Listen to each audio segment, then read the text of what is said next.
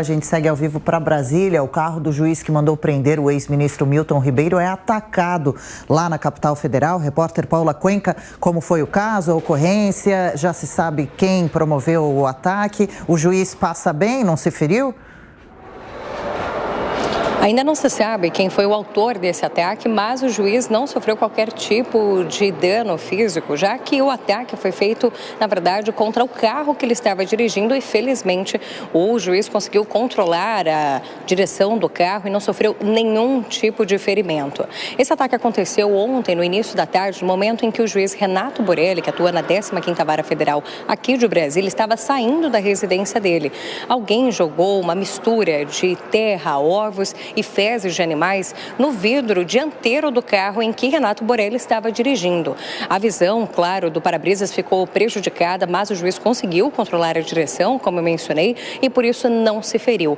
Mas esse ataque, ele foi inclusive notificado ao Tribunal Regional Federal da Primeira Região, já que depois que o juiz havia autorizado a operação da Polícia Federal a então fazer a prisão tanto do ex-ministro Milton Ribeiro quanto dos outros pastores que já estavam apontados como suspeitos de envolvimento em casos de suposta corrupção no Ministério da Educação e mais outras duas pessoas, logo depois dessas prisões acontecerem, o juiz já havia recebido centenas de ameaças, todas as ameaças vindo pela internet.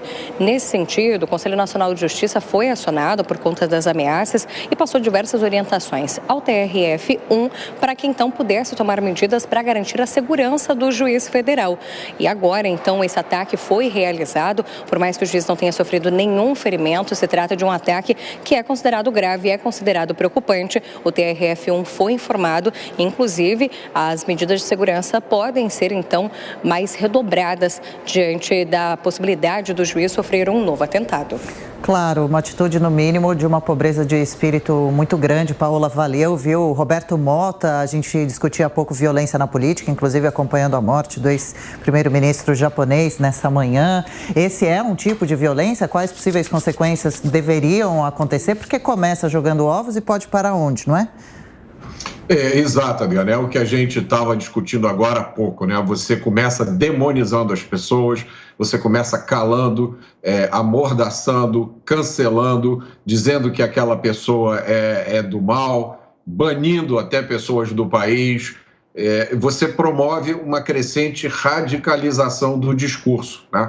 Agora, eu acho que a gente tem que ter muito cuidado ao examinar os fatos que acontecem e dar o devido peso e relevância ao que acontece. A gente não pode tratar crimes graves, como acontece no Brasil, que rapidamente caem no esquecimento, e tratar outros incidentes que não são tão graves do ponto de vista de dano causado à pessoa de uma forma, né, grande, né, dando grande relevância e destaque àquilo.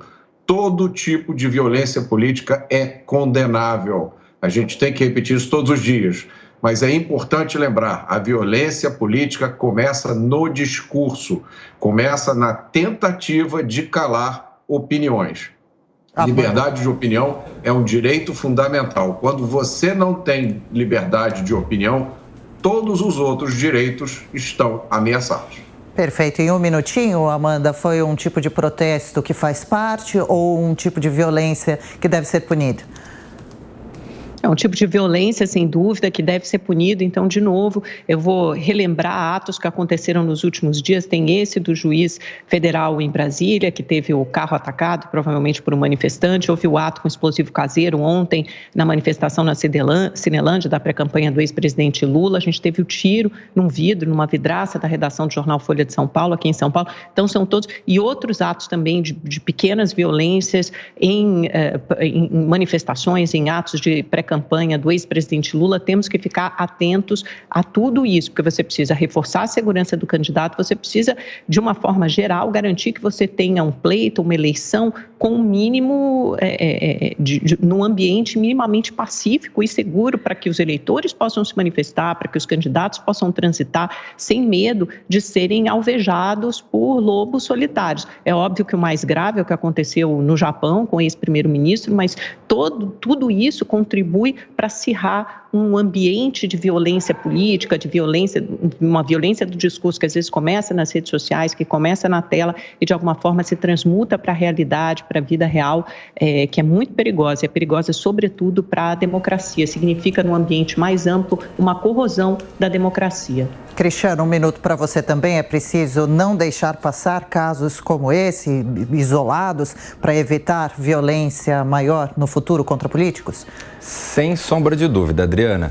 Nós tivemos, há 4 anos atrás, o caso do presidente Bolsonaro, então ainda candidato à presidência da República, sofrendo uma facada, um ataque absurdo, né?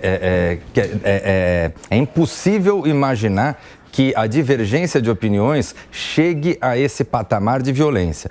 Só que o que a gente não pode também permitir é que essas outras violências que tem com ataques agora, ataques com fezes, ataques com bombas caseiras, esse tipo de violência é totalmente inadmissível também. Então, é importante que, embora tenhamos aí um discurso de grande divergência do ponto de vista político, de amplitude democrática, de liberdade de manifestação, que fique bem claro para a sociedade que a liberdade ela se dá no campo político, no campo da discussão, jamais no campo de atos extremistas como esses, que devem ser totalmente repudiados.